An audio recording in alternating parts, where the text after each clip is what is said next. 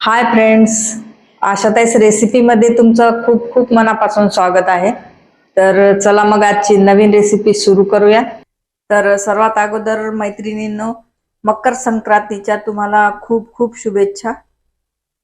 तर मकर संक्रांती स्पेशल आज आपण बनवणार आहोत हरभरा डाळीची पुरणपोळी. एकदम सोप्या पद्धतीने आणि कमी वेळात आज पुरणपोळी बनवणार आहोत. तर इथे मी 1 वाटी चना डाळ घेऊन चना डाळीला 1-1.5 तास पाण्यामध्ये भिजवून ठेवलं होतं. आणि बघा डाळ छान फुललेली बी आहे. डाळ फुलवल्याने काय होतं की पुरण जे आहे ते लवकर शिजतंय. डाळीतलं पहिले पाणी काढून घ्यायचं आहे. तर डाळीला कुकरमध्ये टाकायचं आहे. आणि पुरणही आपल्याला कुकरमध्येच बनवायचं आहे, जास्त भांडे भरवायची जरूरत नाहीये. तर या डाळीच्या 3 पट पाणी टाकायचं आहे.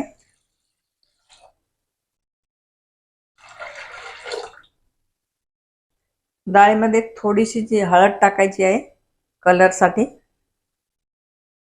आणि 1 चमच तेल टाकायचं आहे. तेल टाकल्याने डाळ लवकर शिजते आणि पाणी पण वर येत नाहीये. आता झाकण बंद करून 5 ते 6 व्हिसल लावून घेऊया. कुकरच्या व्हिसल होतात तोपर्यंत पीठ मळून घेऊया. तर इथे मी 1.5 वाटी पीठ घेतलेलं आहे, म्हणजे कणिक.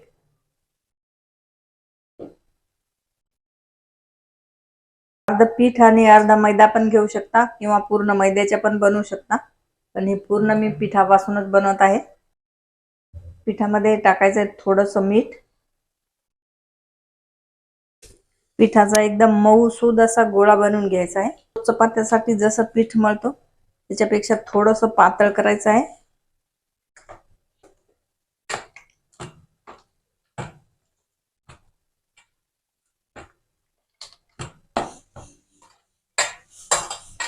पिठाला थोडंसं तेल लावून छान मळून घ्यायचं आहे.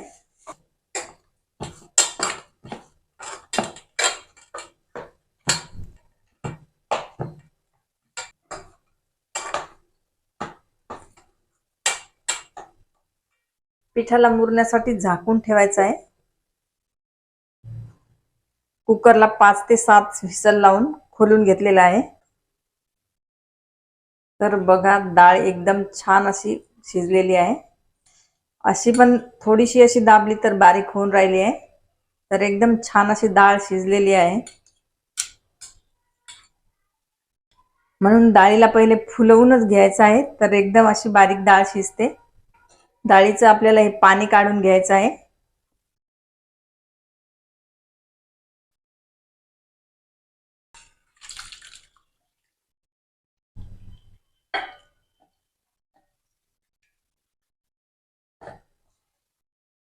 या पाण्याची छान कटाची आमटी होते. तर डाळीला पुन्हा कुकरमध्येच टाकला आहे. बघा डाळ अशी पण केली तर खूप बारीक होत आहे.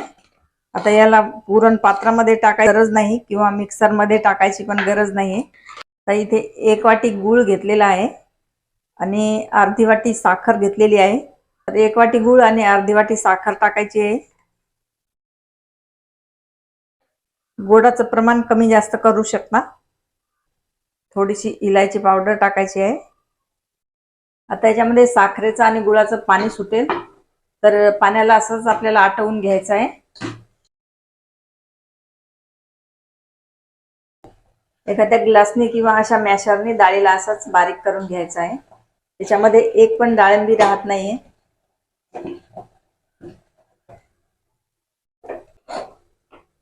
बघा खूप छान असं पुरण झालेलं आहे. पुरण घट्ट होईल का नाही हे कसं ओळखायचं? एका वाटीमध्ये थोडंसं पुरण टाकायचं आहे आणि पुरण थंड झाल्याच्या नंतर बघायचं आहे की किती घट्ट होते म्हणून.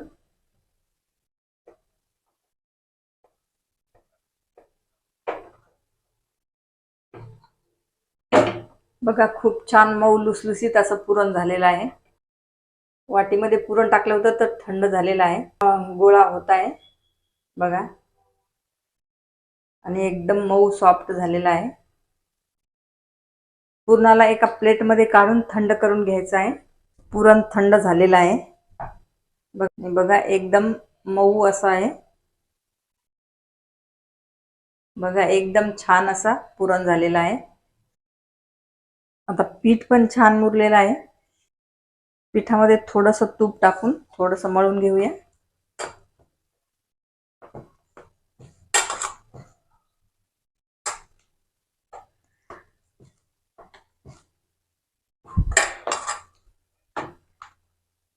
बघा पीठ पण खूप छान झालेलं आहे. पिठाचा एवढा लिंबू एवढा बॉल घ्यायचा आहे आणि पिठापेक्षा पुरणाचा बॉल मोठा घ्यायचा आहे.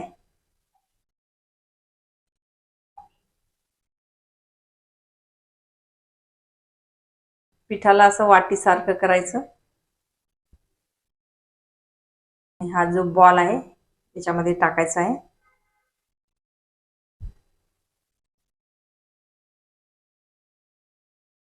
आणि याला असं वरून बंद करून घ्यायचं. याच्यामध्ये किती पुरण भरलं तरी पण हे पुरणपोळी फुटत नाहीये.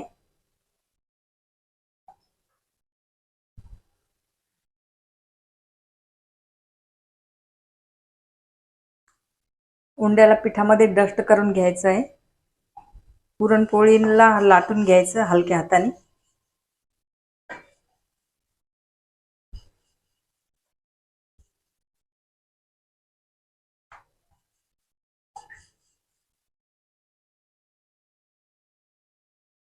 आणि पुरणपोळी पातळ लाटून घ्यायची आहे.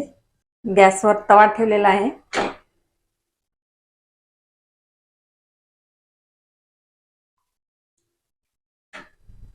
पुरणपोळीला पलटून घेऊया. पुरणपोळीवर थोडंसं तूप टाकायचं आहे. तूप लावून छान अशी भाजून घ्यायची आहे.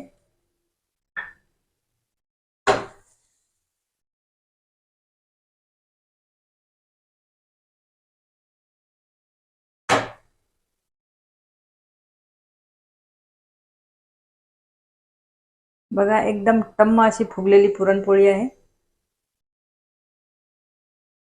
तर बघा पुरणपोळी छान अशी झालेली आहे. पुरणपोळीला घ्यायचं आहे काढून. बघा सगळ्या पुरणपोळ्या टम्म फुगलेल्या आहेत आणि एकदम मऊ अशा झालेल्या आहेत. तर पूर्ण पुरणपोळ्या बनवून झालेल्या आहेत. एकदम सॉफ्ट अशा पुरणपोळ्या झालेल्या आहेत. बघा फक्त गव्हाच्या पिठापासूनच पुरणपोळी बनवलेली आहे. तर बघा एकदम लुसलुसीत अशी पुरणपोळी झालेली आहे. तर मकर संक्रांती स्पेशली पुरणपोळ्या कशा वाटल्या कमेंटमध्ये जरूर सांगा आणि माझ्या रेसिपीला लाईक शेअर सबस्क्राईब जरूर करा. तर मग चला भेटूया अशाच एका नवीन रेसिपी सोबत. तोपर्यंत बाय बाय.